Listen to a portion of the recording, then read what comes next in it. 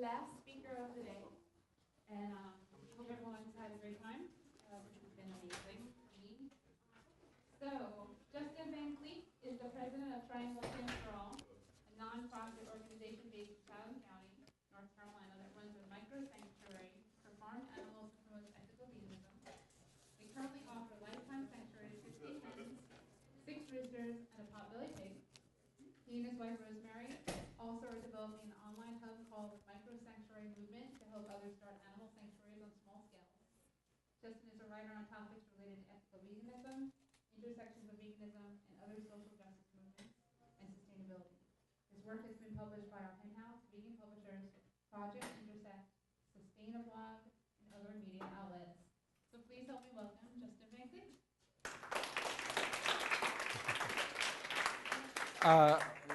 Sure, I'm loud. I can talk. That's right. Thanks.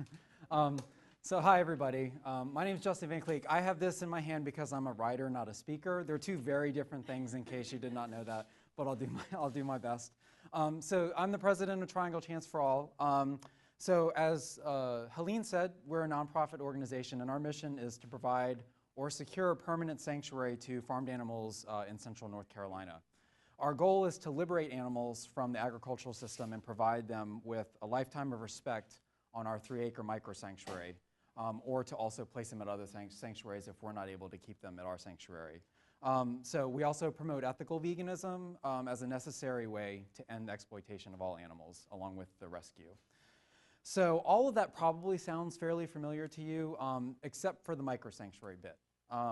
So we call ourselves a microsanctuary because we're about 5, 10, 50, even 100 times smaller than most other farmed animal sanctuaries that you probably are familiar with. But along with those physical measurements, we also see microsanctuary as a concept. For us, it is a state of mind and a perspective on the world as our place as caregivers that is much more than just about property lines and resident numbers. So microsanctuary is also a movement. As we started our outreach through Triangle Chance for All, we quickly realized just how many other people are already creating sanctuaries where they are with whatever resources that they currently have. And as well as how many more are keenly interested in creating sanctuaries of their own.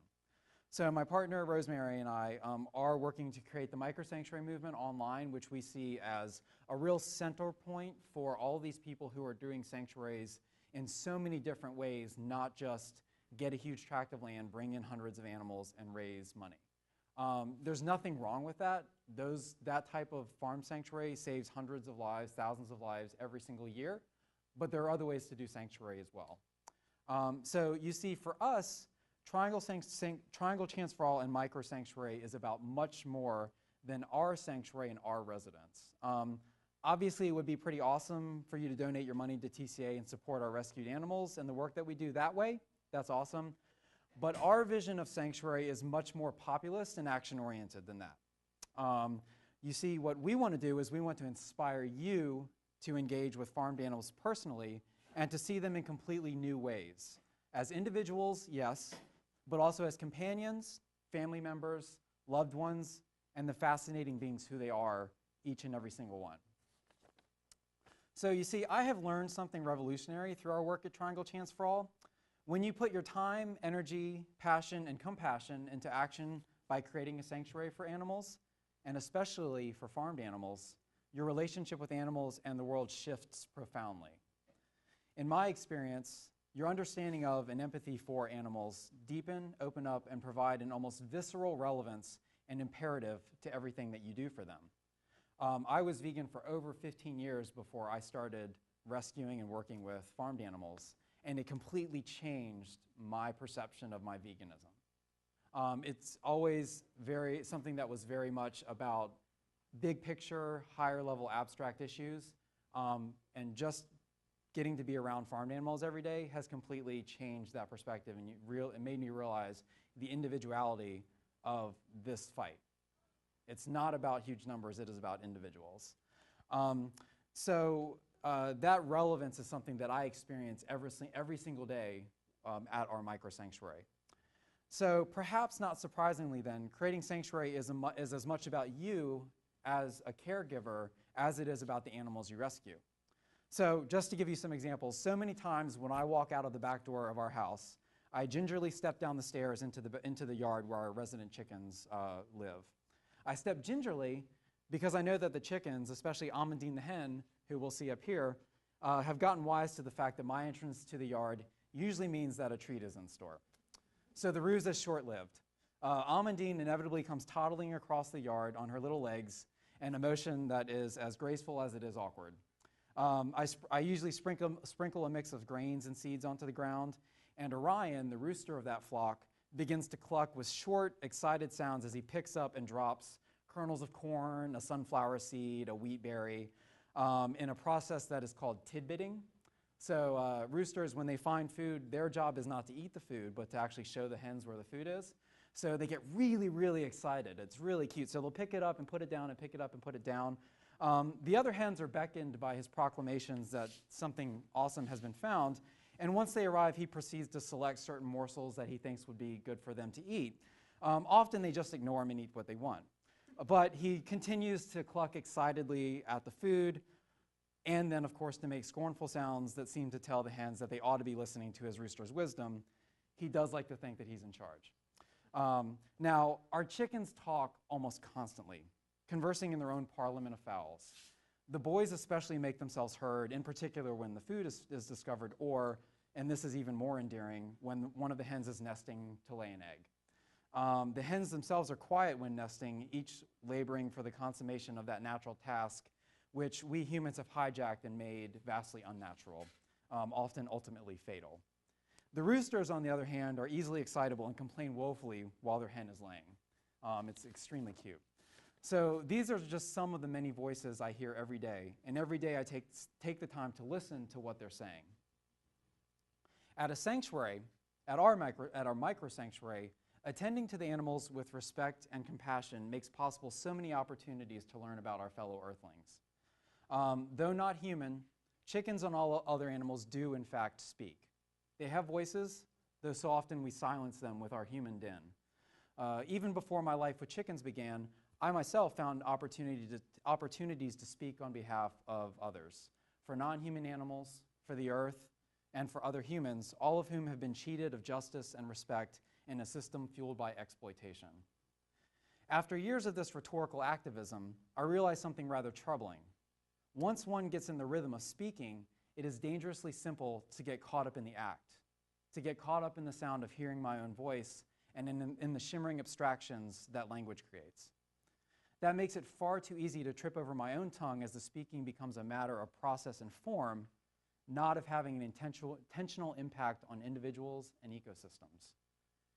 For in the intoxication of speech, in the blissful wandering of the mind around the cavern of itself, I find it nearly impossible to not lose perspective, to remain grounded, to listen to the lone, quiet voice of self-reflection that draws me down into the reality of my body, my life, myself, my marriage, my family, and the vast world I inhabit outside of myself. Finding one's own voice is a process of constant struggle. It's an internal and external labor of discrimination amongst the legion of voices that scream in order to silence us. It has taken me decades to even hear a hint of that voice, all the while recognizing more clearly that it is not one, but multitudes, like Whitman said, and that there are so many others, not my own, who need to be heard. Amidst the voices of the chickens, I'm forced to confront a monumental question. What can I do to silence the noise of society so that their wisdom might be heard, be internalized, and be transformed into a catalyst for change? There's a delicate beauty in the act of listening, of attending to. To cultivate a chosen silence and perceive it as active, engaging, and enlightening is not what we have been taught to do. We have learned that silences are meant to be filled. The world is a noisy, noisy place as a result. So much of the noise and distraction around us is of our own making, and it serves as a convenient way to keep us from more important questions and issues. Amongst all of this numbing cacophony, those of us fighting injustice and the oppression of others position ourselves as the voices, the agents, the change makers for those who have been robbed of the power to speak, to act, to make change. But we are not their voice. The oppressed, be they human or non-human, have a voice. Though the efforts to silence them are myriad and mighty, they have a voice and they have never stopped speaking. We just have found it easier to stop listening. We may help them to be heard, though. We may break down barriers so that they may be attended to, and we may give them venues in which to speak. What we cannot and must not do is to minimize what they have to say because their language is not ours. We cannot relegate them to silence because their speech is unfamiliar, challenging, and not for our benefit. We must open up the gaps and the silences so that they might be heard. We must hear their speech for what it is, the indelible expression of who and what they are. And once we hear, we must then allow ourselves to listen. If we listen, if we attend to the world around us, we may come to understand that sanctuaries are not, in fact, solutions to the problem. The only solution lies in totally overhauling our self-serving conceptions of non-humans, as well as other humans, which we frequently do, and perfecting the art of listening as we participate in endless transformative dialogues with the world around us, not the same old monologue of our species we are usually deafened by. So let us then speak with the animals, not for them, and offer them what gaps and silences we can so that they too might be heard. And what better way to do this than by creating a sanctuary with what we have, where we are, who we are right now. Thank you.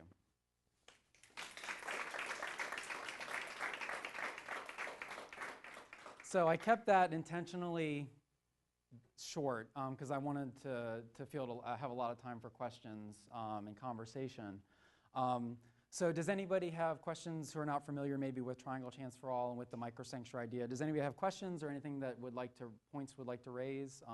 I'd love to start a conversation and not just stand up here and talk the whole time. Yeah, that's a great question. So we have a variety of events and volunteer work days at the Microsanctuary. We're actually having our first volunteer work day next Sunday, the 26th. So if you're interested, find us on Facebook, Triangle Chance for All, and also check out our website. And we'll have announcements there of opportunities to come out. We're not, because we're so small and we're on a private property, we're not like a typical sanctuary where they're basically open hours and you just show up and take a tour. So we do need to arrange visits, but if you'd like to come out, definitely get in touch with us and we'll be happy to try to schedule something to have you out. We're also planning to hold several times a year larger open events. That like back at the end of May, we had our basically our Microsanctuary debut, which was a big vegan barbecue. We'll have events like that at our place as well. And then throughout the year, we have different classes and other opportunities. So I'm hoping that next year we can really kick it into higher gear and have a lot of educational opportunities out at the Microsanctuary. Everything from chicken care for people who are vegan to veganic gardening and growing some of your own food. To all sorts of different things that are, kind of related to sustainable living while also, vegan living at the same time. So, great question. Yes? You said you have chickens and roosters. Mm-hmm. How do you deal with them propagating on the sanctuary versus keeping spaces for humans? That's a great question. Well, for us, the greatest harm that you can do is to allow more domesticated animals to be bred into existence. I can get into a longer conversation about the problems with domestication as an institution and the effect that has on individual bodies.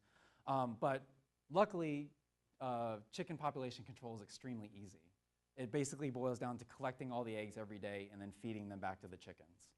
So a lot of people are kind of taken aback when I mention that we feed all the eggs back to the hens and the roosters, but actually the eggs are their favorite treat. They love them. And it's good because we've done so much genetic biological manipulation of chickens, we've taken an animal that you would typically in the wild raise or produce 12 to 15 eggs maybe once or twice a year for the purpose of reproduction, and brought them to a point where they produce anywhere from 250 to 300 eggs. So they're laying almost every single day. And that, as you can probably imagine, that takes a huge toll on their body. So by feeding the eggs back to the hens, we provide a lot of that nutrition back to them, which, is honestly just an effort for us to try to stave off a lot of the reproductive cancers and things that they're probably going to fall prey to. because chickens are basically bred to self-destruct at about 4 years old or so, after they stop producing so many eggs. So we're really just trying to race against the clock and do as much as we can to keep them healthy because, you know, we want to keep them around for as long as we can. So yeah, we just collect the eggs every day, and the roosters are mixed in with the hens. So if we did not and we allowed them to go broody and sit on their eggs, they could theoretically produce more chickens. But the last thing that we want to happen is for more animals to be brought into existence, only to go through that experience. So we collect eggs every day, we feed them back, and for us, it's, you know, it is the most sensible thing to do because it feeds that nutrition back to the hens. They really love to eat it. And I mean, if you think about it, the eggs are really their property. It's not ours to decide what to do with, it's theirs. So we're just giving them back something that they produce to do what they will with it. So, yeah. Yeah, you have a question? Well, I wanted to kind of comment on talking about communication with animals. We went to the Animal Rights Conference 2 years, when it was in the last, and Michael Weberman gave this great talk about giving animals back their agency.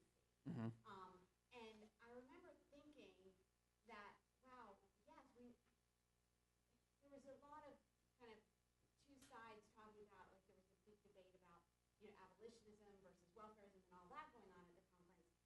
And I remember thinking, well, we need to listen to the chickens, because yes, there are, or the animals, all the farm animals. Sure, there's some farm animals who probably would be like, well, yes, abolitionism is the only answer. I'll stay in this tiny, you know, battery cage until you set me free. And others would probably be like, no, you know, the best I can do is a bigger cage. I'll take the bigger cage. Like, we can't make that decision for them. So just hearing you talk now sort of related that back to me, that I do think that animals will communicate with us. We're the ones who refuse to acknowledge and learn their language.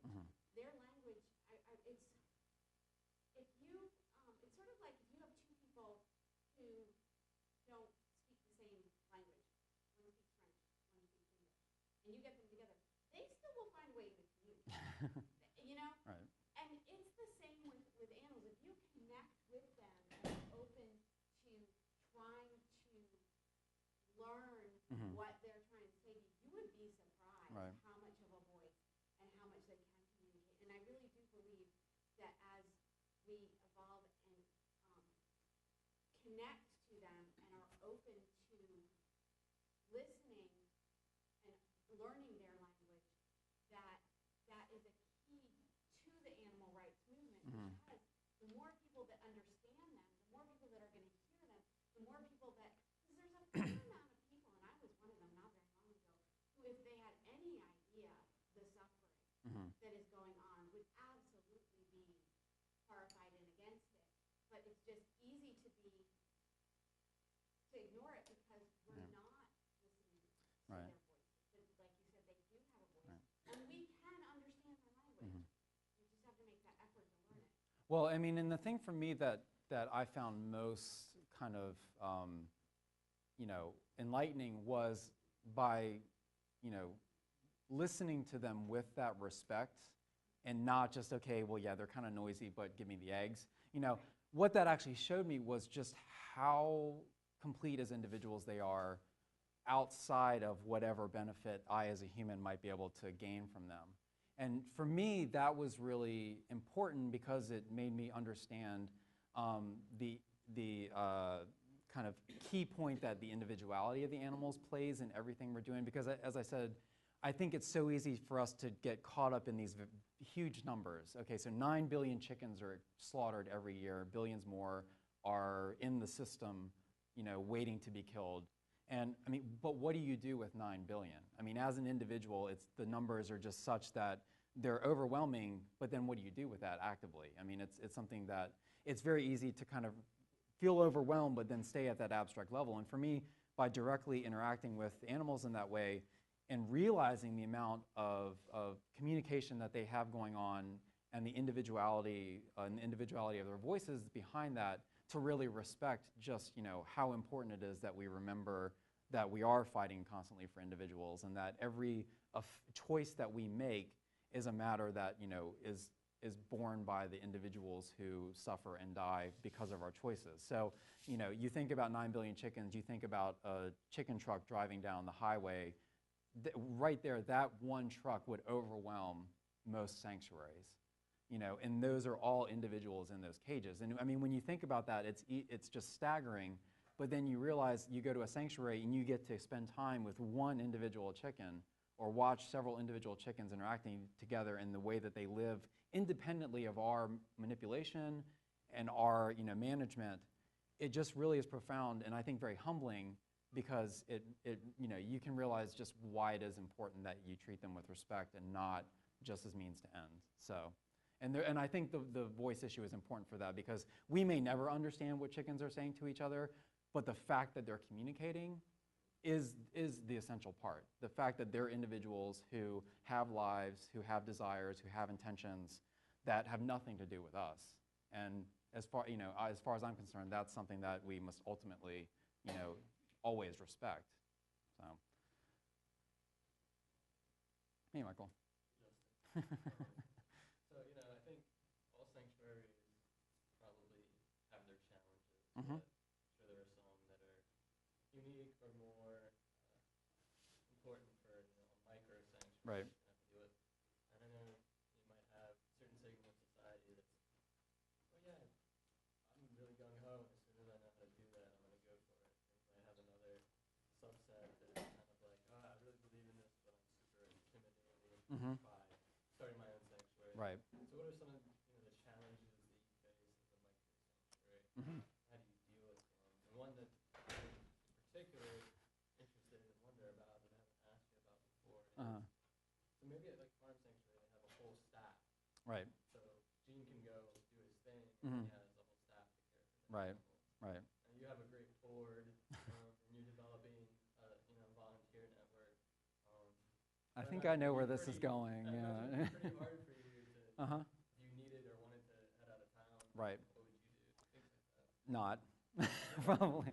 No, that's a great question. So let me break that up in a couple of answers. So I think for us as a micro sanctuary, and this is true for a lot of smaller sanctuaries, whether they are micro or whether they're just, you know, not a huge staff with millions of dollars in revenue, the fundamental challenge is getting on people's radar and getting them to recognize the value and the importance of smaller sanctuaries. So just to give you an example of why smaller sanctuaries are crucial, a sanctuary like Animal Place in California will take part in a rescue of thousands of battery cage hens. They get those hens to their sanctuary or in their network, and those hens then usually will be shuffled off, the ones who are sicker or who would require more care, to smaller sanctuaries in the area. I know this because we network with a fair number of them out in California, and they're constantly taking hens with broken legs or with, you know, some sort of an illness from larger sanctuaries who get them in and do not have, you know, the resources to spend that amount of time and energy on a particular with a sickness. So